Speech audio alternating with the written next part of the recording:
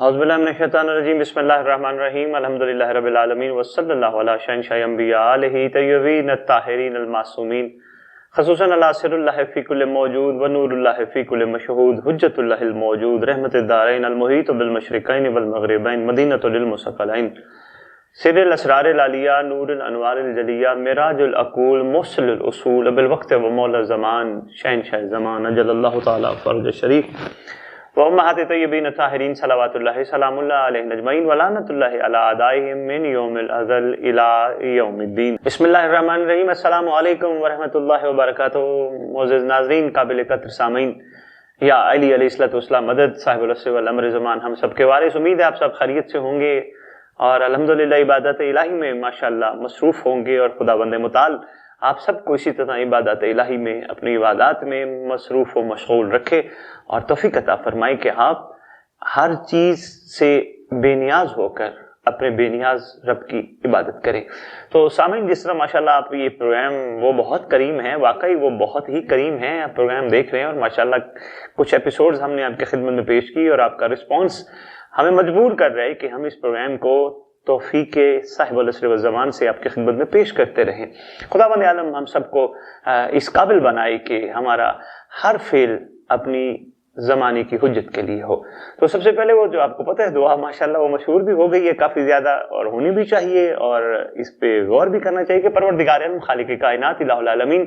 جو ہم مانگتے ہیں وہ عطا نہ کر، جو تو دینا چاہتا ہے وہ ہم سب کو عطا فرما۔ یقیناً جو تو دینا چاہتا ہے وہ تیرے زمانے کی حجت ہے، وہ ہم سب کے حصے میں ڈال دے۔ تو ہم جیسے کہ آپ کی خدمت میں عرض کر رہے ہیں اس کریم امام کی کریمیت کے حوالے سے ہم پہ احسان ہے امام زمان علیہ الصلوۃ والسلام کا کہ ہماری گردنوں پہ امام کے حقوق و فرائض کیا ہیں، ہمارے کرنے والے کام کیا ہیں، ہمیں امام کے لیے کیا کرنا ہے۔ تو اسی ضمن میں ہم آپ کی خدمت میں مختلف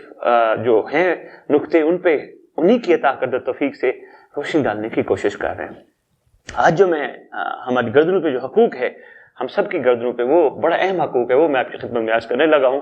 اس میں ایک عمل ہے، فرمایا کہ ہم اپنے اموال کے ذریعے امام زمان علیہ الصلوۃ والسلام کے تئیں حسن سلوک کا اظہار کریں، یعنی امام کی خدمت میں اموال بطور ہدیہ ارسال کریں۔ کافی میں امام صادق علیہ الصلوۃ والسلام سے روایت ہے کہ آپ نے فرمایا اللہ کے نزدیک امام کی خدمت میں درہم ارسال کرنے سے زیادہ پسندیدہ کوئی چیز نہیں۔ آگے فرمایا اللہ اس کے ہر درہم کا عوض جنت میں کوئی اوت کے برابر قرار دے گا۔ پھر اپنی کتاب میں ارشاد فرماتا ہے یعنی کون ہے جو اللہ کو قرض حسنہ دے تو اللہ اسے کئی گنا زیادہ عطا کرے۔ عرض کرتا جو یہ سورہ بقرہ کی آیت نمبر 246 تھی جو میں نے آپ کی خدمت میں عرض کی۔ پھر کافی جلد نمبر 1 صفحہ نمبر 415 حدیث نمبر 2، اس میں فرمایا گیا امام صادق علیہ السلام کا فرمان جو میں نے آپ کی خدمت میں عرض کیا کہ خدا کی قسم اس سے مراد صرف امام کے تئیں حسن سلوک کا اظہار کرنا ہے، لیکن اثر غیب میں لکھا ہے آگے کہ اثر غیب میں امام پردہ غیبت میں ہے، شخص مومن اس مال کو جس امام کے لیے اس نے صلہ اور ہدیہ قرار دیا ہے صرف ایسے مقامات پہ خرچ کرے جہاں امام کے ظہور کی راہ ہموار ہونے کے معاملات چل رہے ہوں۔ تو یہ ایک بڑی اہم بات جو انہوں نے فرمایا، اور یہاں تک بھی فرمایا گیا کہ مال امام سے مومنین کی مدد بھی کرے، تو ایک اچھی بات ہے۔ یہ دونوں بڑی اہم بات، اسی پہ میں نے تھوڑی سی آپ کی خدمت میں گزارشات پیش کرنی ہے۔ پہلی بات تو یہ ہے کہ امام کے لیے مال ہدیہ سرکار کی خدمت میں بھیجنا، پیش کرنا، اور یاد رکھیے گا کہ ہم دنیا میں کسی محبوب کے لیے کوئی چیز پیش کرنا چاہیں تو یقیناً جھوٹی چیز نہیں پیش کرتے۔ تو جھوٹی چیز دینا وہ اپنے محبوب کو، دنیاوی محبوب کو، ہمیں بہت برا لگتا ہے۔ تو جو ہے ہی ہم سب کا واقعی دنیا اور آخرت کا محبوب، جب ہم نے ان کی خدمت میں پیش کرنا ہے تو بھی جھوٹا نہیں ہونا چاہیے۔ جھوٹے سے مراد کیا ہے؟ یقیناً جو بچا ہوا مال ہے وہ نہیں ہونا چاہیے۔ تو اسی سے میں نے فرمایا ہدیہ، ہدیہ وہ ہوتا ہے جو سب سے زیادہ پسندیدہ چیز ہو انسان کی، جو پسندیدہ ترین اس کے پاس کوئی چیز ہو، تو ہدیہ ہم نے امام کی خدمت میں پیش کرنا ہے۔ تو اسی ضمن میں فرمایا اللہ کو کون ہے جو اللہ کو قرض دے، اللہ اس کے برابر لوٹائے گا۔ اور یہ فرمایا معصوم کا فرمان میں نے ابھی آپ کی خدمت میں عرض کیا کہ پروردگار کو احد کے برابر اسے عطا فرمائے گا، اس سے پسندیدہ چیز کوئی نہیں، معصوم فرما رہے ہیں۔ تو آئیے یہی اس زمن میں تمام علماء اس چیز پہ متفق ہیں، عرفا کا فرمان ہے کہ جتنا ہو سکے اپنے امام کی خدمت میں ضرور ہدیہ ارسال کیا جائے۔ کیسے ارسال کیا جائے؟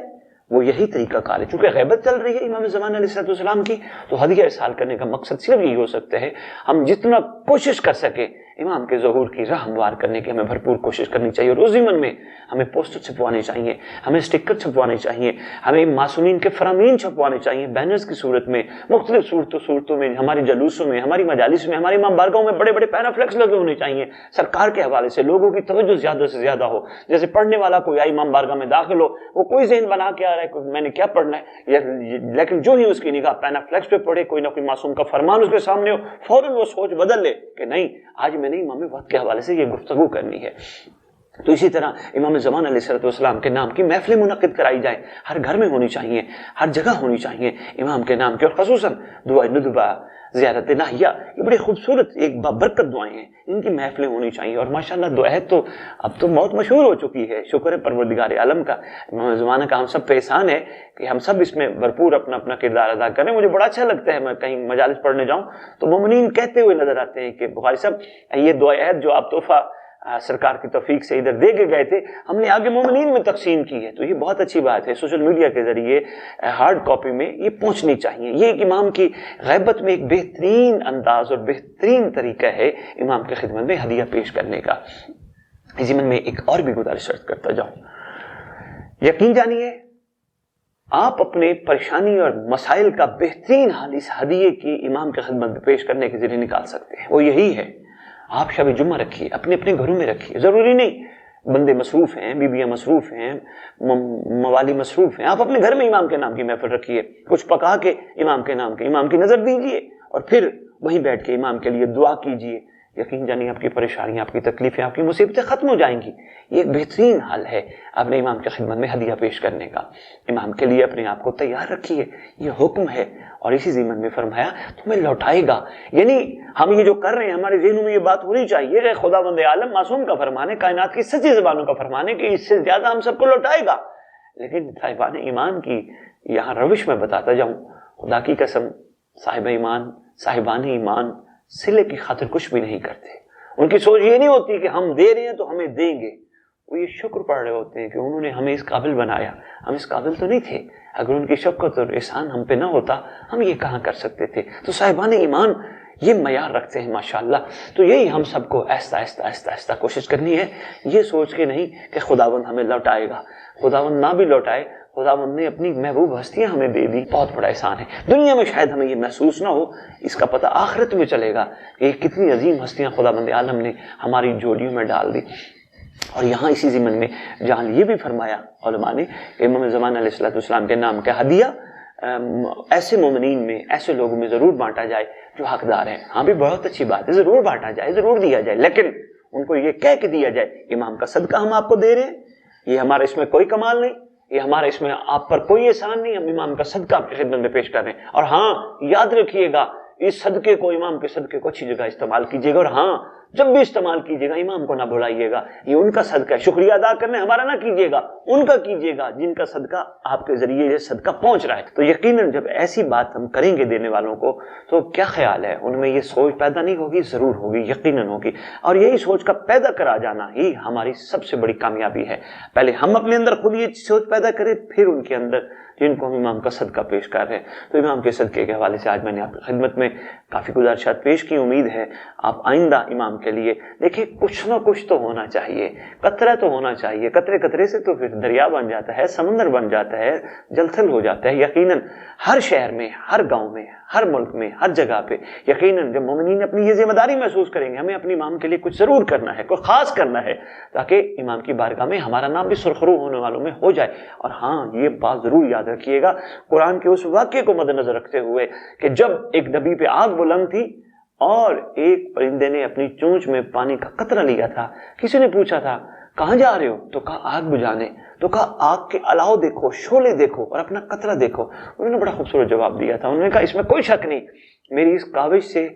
آگ بجھ تو نہیں سکتی لیکن میرا نام نبی کے وفاداروں میں تو آ جائے گا۔ بس یہی چیز سوچ کے کہ اس سے ہم اس میں معیار پہ تو نہیں پہنچ سکتے لیکن کم از کم ہمارا نام امام کے وفاداروں میں تو آ جائے گا۔ پروردگار عالم خالق کونین الہ العالمین ہم سب کا شمار وفاداران امام زمان علیہ السلام میں فرمائے، اور ہم سب کو وہ کام کرنے کی توفیق عطا فرمائے